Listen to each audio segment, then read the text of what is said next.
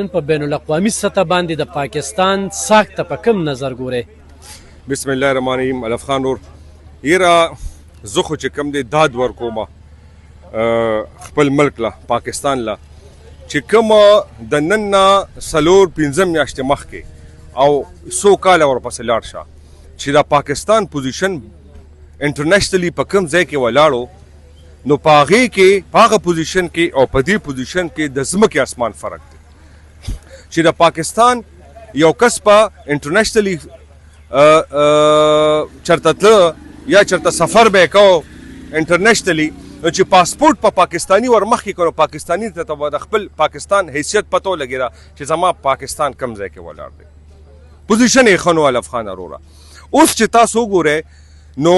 د پاکستان ساک د انډیا نه موچت شو لګیا دی مخکې د انډیا نه لاندې و. ټرمپ تاسو وګورئ انټرنیشنلی د امریکي پریزیډنټ چې کوم دی او دغه یهودي لوبي چې کومه وه دی به انډیا له ډېر زیات سپورټ ورکو انډیا له به ډېر زیات مینه ورکوله انډیا ته به ډېر په ښه سترګه کتل. نن پاکستان دی انټرنیشنلی د انډیا نه مخکې لاړ او دا کریډ زه ورکوم چاله دا کریډ زه ورکوم د پاکستان فوج له او د پاکستان د فوج فیلډ مارشل جنرال عاصم منیر له ورکوم چې هغه لاړه ټرمپ چا سره ملاقات کړی دی یار ټرمپ چې کوم دی هغه سره 1-to-1 ملاقات وکړو بیا هغه په خپل انټرویو کې وایي هی از امپریسیو هی از ان امپریسیو مین آی لایک هیم. نو خبره دا ده چې د یو کس د لاسه د فیلډ مارشل د لاسه د پاکستان فوج داسې کردار ادا کړ چې اول انډیا له داسې پړق ورکړ چې د انډیا سوچ هم نه و. انډیا وایي چې راشه بس پاکستان خاموش او ملک دی او بس دا زموږ نه یریږي داسې غزار یې ورکړي انډیا له چې پاکستانیان پې نن فخر کوي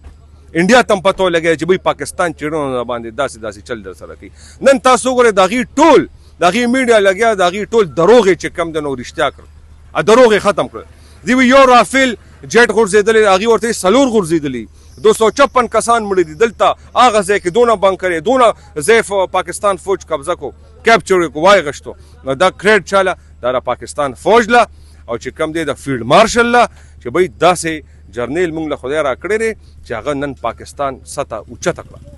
فاروق خان عمران خان دی دغه ته به څنګه وګورو دغه خلک وایي چې په انټرنیشنلي سطح باندې موږ د پاکستان ساک ډېر اوچت کړو د هغه دور ته څنګه ګورئ؟